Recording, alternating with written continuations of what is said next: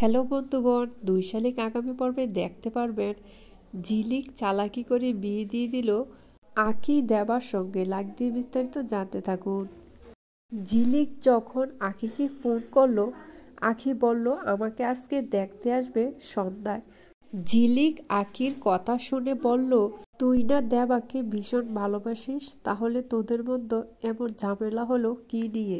আঁখি বলে, রায়কিশোরীতলা থেকে আসার পর কমলা আমার মাকে এত পরিমাণ অপমান করেছে, লাস্টে আমি দেবার ভালোবাসা দেবাকে ফিরিয়ে দিয়েছি।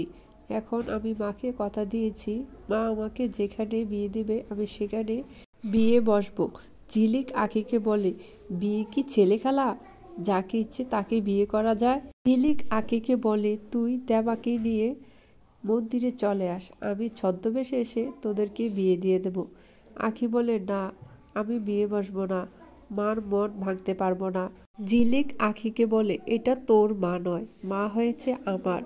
আমার মাকে নিয়ে তোকে এত চিন্তা করতে হবে না, আমি সব কিছু সময় মতো মাকে বুঝিয়ে বলবো, মা কিছুই বলবে না।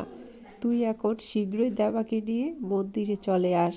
আমি ছদ্মবেশে এসে পল্টুদা চারানাকে বলবো তোদের বিয়েটা যেন ঠিকমতো দিয়ে দেয়।